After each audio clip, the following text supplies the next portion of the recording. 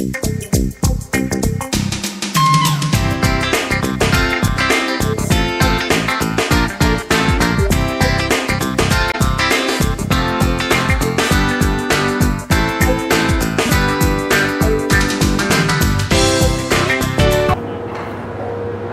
in the world could somebody do with just 2 sticks you picked up out of the yard? You will be amazed when we take a look at the woodworking and wood turning program here at RCC. I'm Kathy Cheek and welcome to RCC Connections. But if I put my chisel in here and I bring it back to where it lines up with that bevel and lock it down, okay, right now this is showing me this is at 30 degrees. We're talking about the woodworking program, and to tell us more about that is Mike Quinn. He is the instructor over here. So Mike, kind of tell us what these guys are working on, different things that you all do. Okay, what they're working on are different woodworking projects. I've got some working on tables, some working on chairs. Got one gentleman working on a bench. I've got another gentleman who's repairing a table and then going to build another one.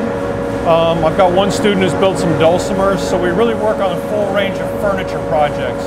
And we classify furniture as what you would have in your house to sit on or eat on, like a table, chest of drawers, a blanket chest, something like that is what furniture is. And you've been with RCC for quite a while. Yes, I started here in '94 and taught. We used to have a 2-year degree associate program. I taught in that for about 15 years. And now we moved over to continuing ed side, and I've been teaching over here for about 3 years now. So from your perspective, having seen it for such a long time, what do you think about this new facility and the directions that we're going? I love the new facility. It's a lot larger.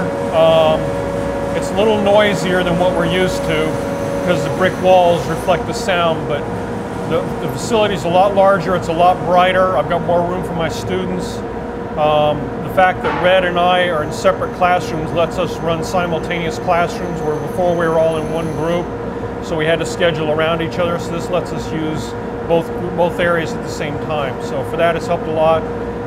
Dr. Helmick, the president of the college, has given us a phenomenal amount of support as far as getting this new facility going and then providing a lot of money to basically stock it also. So do guys have to bring in, or women, do they have to bring in their own wood? How does all that kind of work? They do bring in their own wood. We do have some wood here for sale, but probably 99% of them bring in their own wood. There's a couple of local distributors, one in Mayodan and one in Gibsonville, that do sell lumber. So our students, if they need to buy lumber, will go there. They can buy it from us, but we encourage you to, they supply their own lumber, their own screws, their own hardware. So the project is really theirs when they're done with it. We don't keep it at all. It's their project to take home. Most of them give it to the grandkids or their children, something like that. So how do people know if you've never done anything before? How do you even know what you want to do? What I'll try to do is get with that person and see what kind of project they might be interested in. See if we can't find some plans in a magazine or a book, and then try to find something that's on their ability level. Even if you're just a raw beginner, we can still find projects for you to start with. If you're more advanced, then we can find more advanced projects for you to start with. So that's really what I'm looking for, is to try to, best way I can describe it is I want that student to lean back in a chair and just catch themselves before they fall, so they're not so comfortable that they're not working hard, but at the same time they're not falling over on themselves. So that's kind of that range, what I'm looking for as far as a good project for a typical student, is just to catch themselves at that falling point. And what I want you to look at is look at the back of this thing, and you're going to see grind marks all over it. That's the way it comes from the factory. Okay, the first thing that we need to do is get rid of all the grind marks. And the fastest way to use that is to use sandpaper that's pretty coarse. What I've got on here is some 120 grit. The key is that it's wet and dry sandpaper. Usually it's black in color. That means it can get water on it. The type that's orange or whatever, if you get water on it, the glue loosens up, it holds the rocks, so then all your grit's going to come off and it won't work. So what I'm going to try and do is get this off of here as quick as possible, and I'm going to use as coarse a sandpaper as I can. Like I said, right now I've got 120. I'm putting a fair amount of pressure on with my index fingers and working this back and forth. I got some water on the stone, so what this will eventually do is lock it down. Now this part I only have to do one time, and that's to a brand new chisel. Once I'm done with this, and I'll show you guys how to sharpen one that's just dulled up, and we'll get it all set and going. But this is this one operation that I need to do first, just to get rid of those grind marks. Okay, and if you take a look, what you're going to see right now, you can see where I've been working and where the other grind marks have stopped at.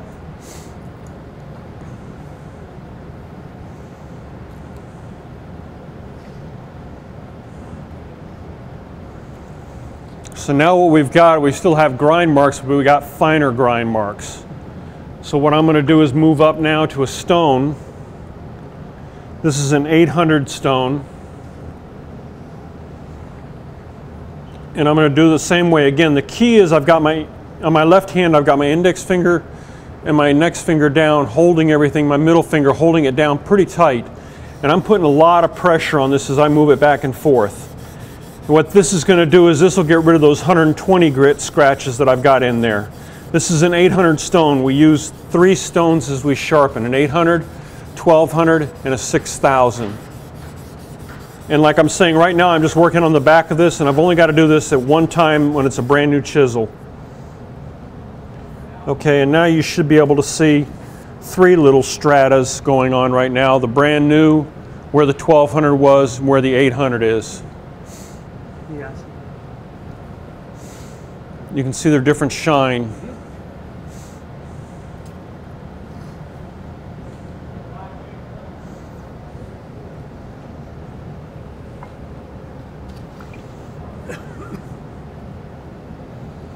So because of what that tells me, I'm going to go ahead and move up now to the 1200 stone, because all I should be seeing right now is a dull gray where those scratches were.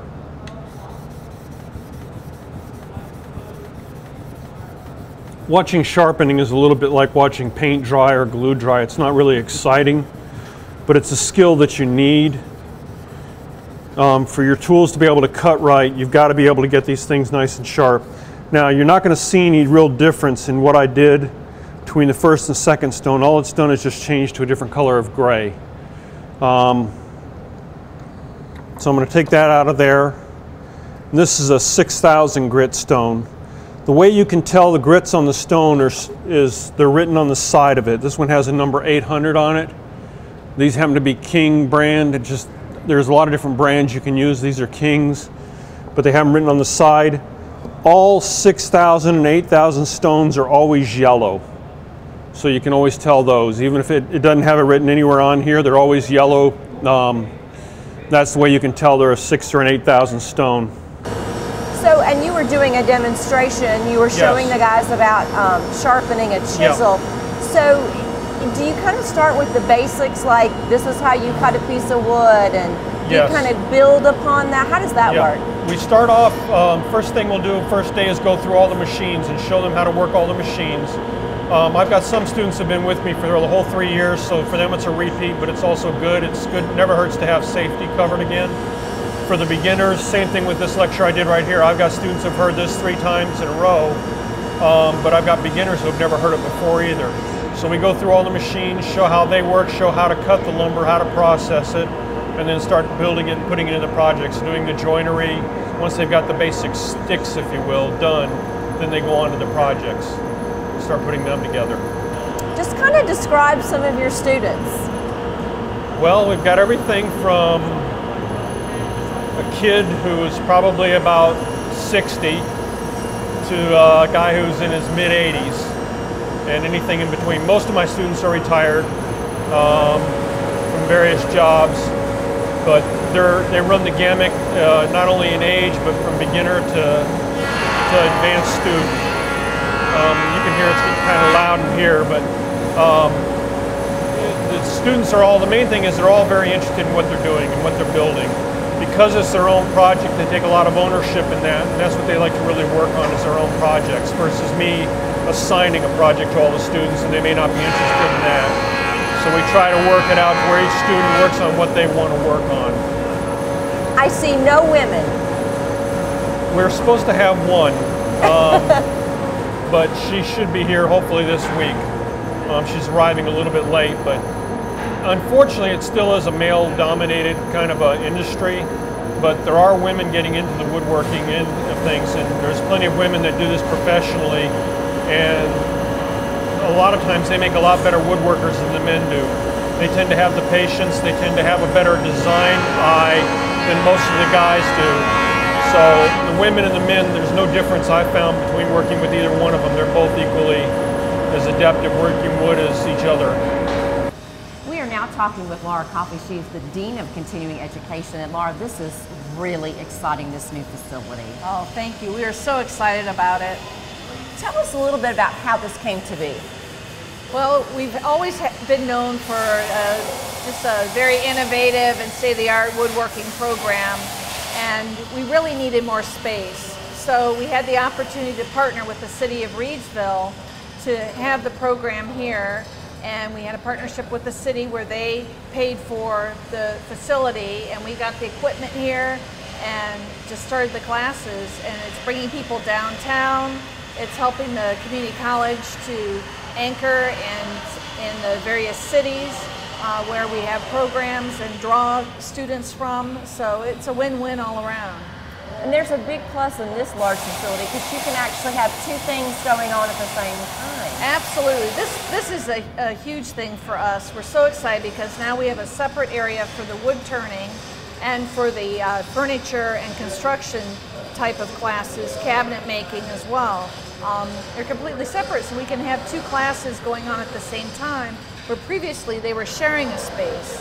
And also we have classes in the day, evening, and weekends, and we're going to be bringing in some nationally known woodworkers for weekend workshops, and we hope to work with the chamber and the local tourism groups with the county to have hotel packages and bring people in, because this really is going to be a destination site for woodworking.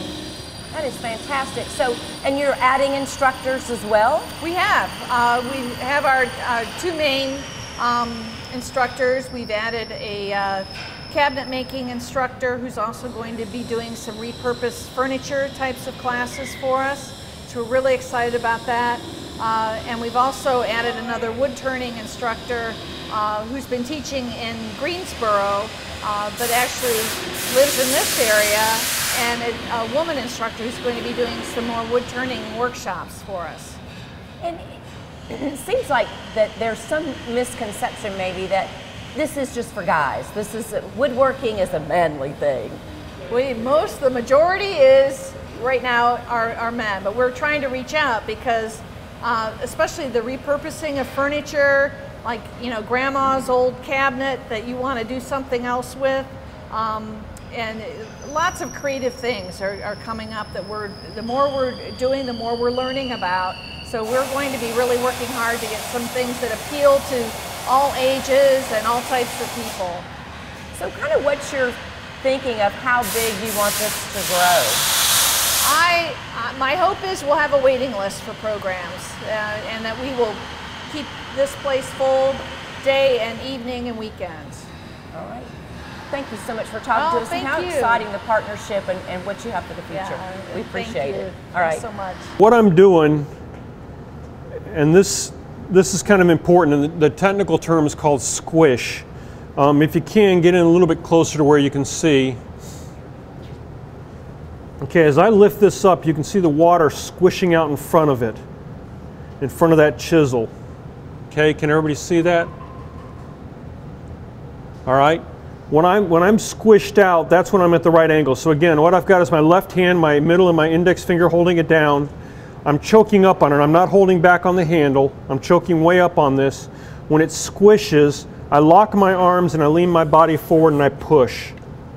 So squish, lock, push. Squish, lock, push. And what that's going to do is that after a couple more passes here is I'm going to have a burr. That burr will tell me that I'm done sharpening on this side.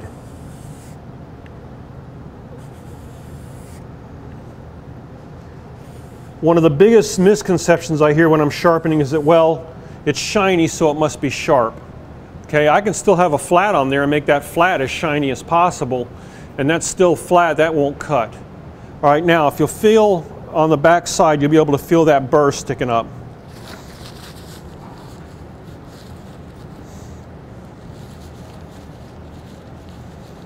Okay, what that burr tells me is it's time to go up to my next stone.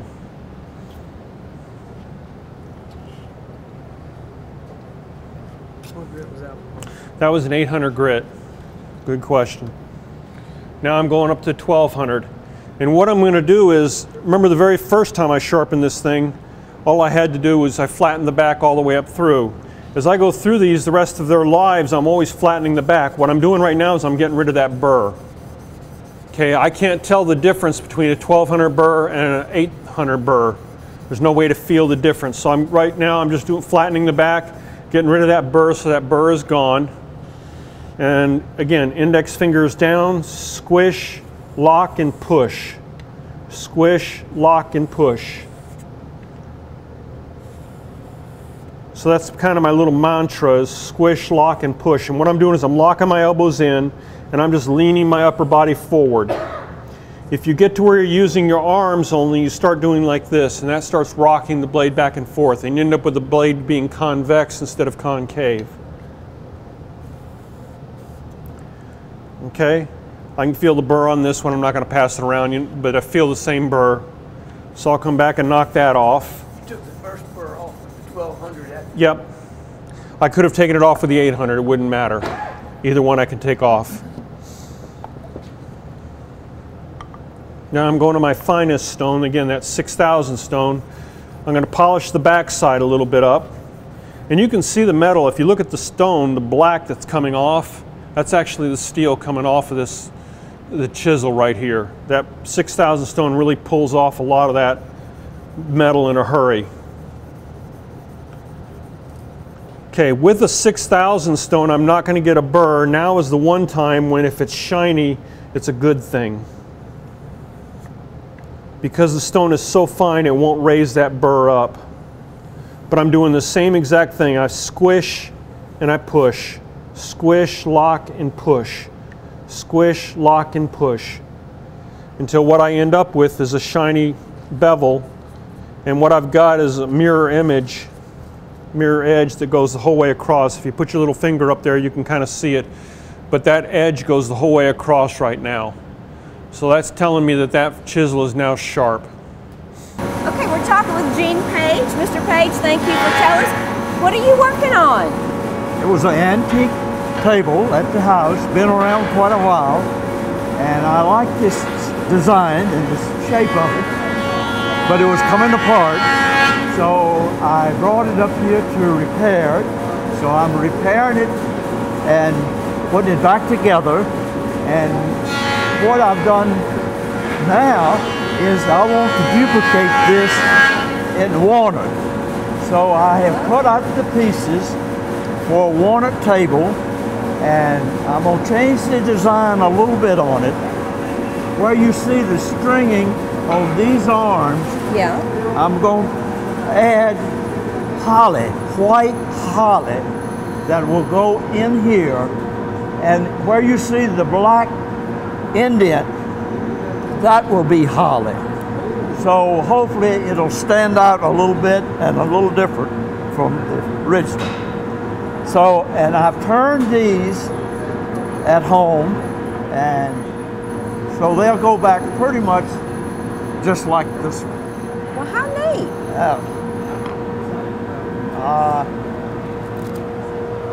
Let's see.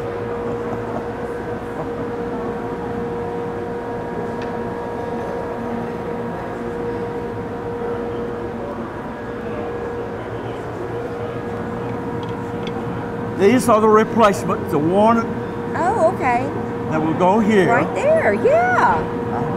And now where you see the white will be the white holly. Okay, and that's just a different kind of wood? That's a different kind of wood. Okay, Let me show you that. okay.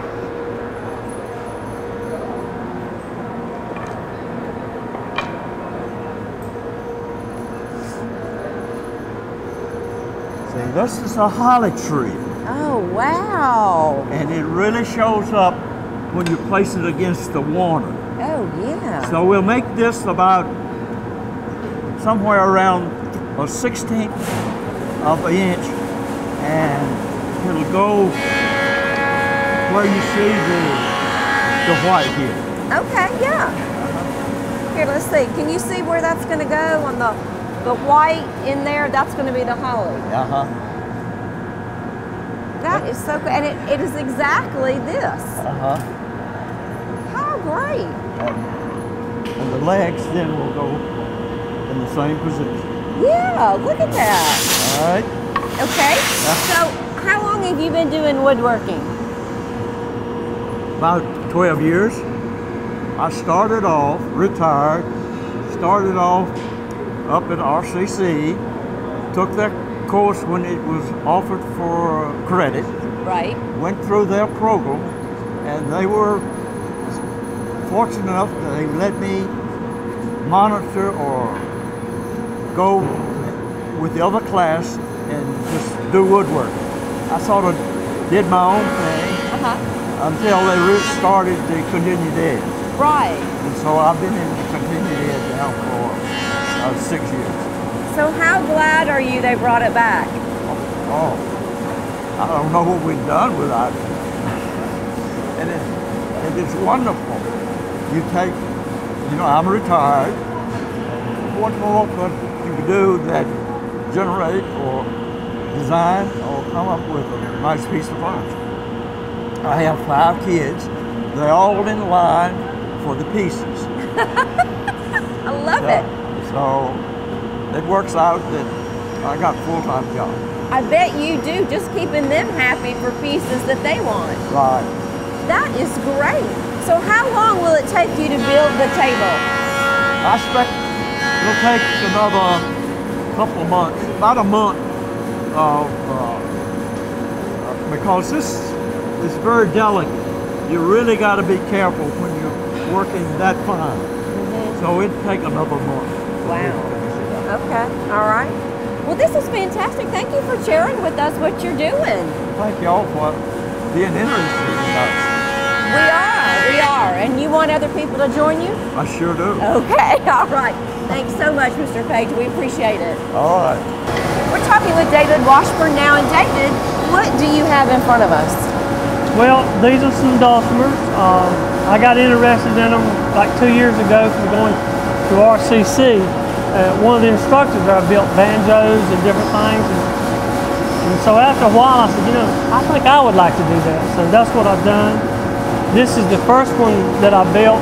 This is called like an Appalachian mountain dulcimer. And they're just so sweet. Play good mountain music on them. Just really enjoyed making this. It's made out of walnut on the back. And on the sides we got walnut. And then we have butternut.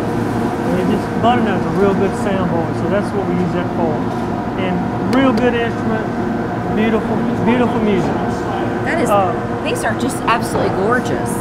So not only do you play the dulcimer, you decided to go ahead and make your own. Yeah, well actually I learned more about building them before I start learning to play them. So this right here is something that most people have never saw. It's kind of my own dulcimer. I took the dulcimer and what I did is make it like into a good guitar tune and just flipped it over like that right there. And you can see the back, they're book matched. And I really like this better than this. But okay. That's tradition right there. Right. This one right here is the same thing. It's a little smaller and I can take it with my bridge and different things to make it sound a little bit different. This one's a little bit raspy and it plays like old mountain music.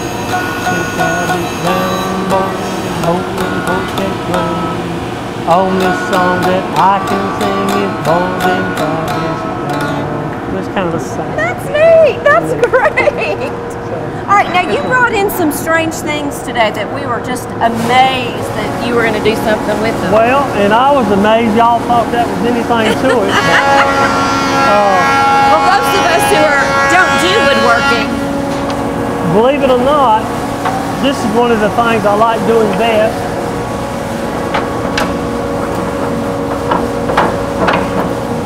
Is making rustic furniture. Yeah. And this right here is maple, and all this is a maple tree that's been cut down and the little saplings that grow up. And you can just make wonders of things. Chairs, smaller tables with them. They're just great. I've got right here, I think. I don't know if you can pick it up, but here's the, let's see if it's in here. Thought I had a picture of it somewhere. Yeah. Turn one of them over. There you go. There you go. You can, if you want to get that closer to the camera. Yeah. You just kind of draw out what you want to do, and then you can color it and see if you actually like the woods. And this is a chair. That chair probably weighs 2.5 pounds. But my son is like 230 pounds, and he sits in it, and it's real comfortable. And actually, that chair probably cost me a total of maybe $8. But when people are looking around and they see rustic stuff like this, it seems like they're overwhelmed with it. And the cost is really nothing. It's just the work. Now this has not been sanded. No. At certain times to get your wood, like this is maple.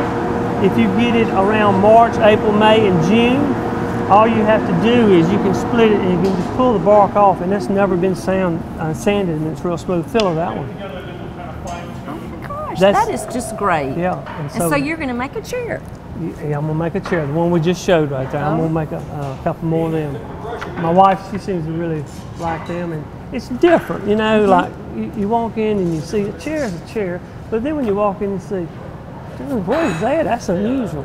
And I've also made some, like another one, like my granddaughter, taking a picture of her in an old chair. And now if you go to a lot of places that make pictures and do pictures for people, they have this kind of stuff around because it's different. You know. It is different. It's well, different. Thanks so much for sharing with us some of your wonderful talents and your ideas. We appreciate it. I appreciate y'all coming down here and just kind of letting the people in Regional know that it's, you know, this is the beginning of a new thing here, and we're going to have a lot of things that people can come by and look at, and I think can actually buy later down the road. Cool.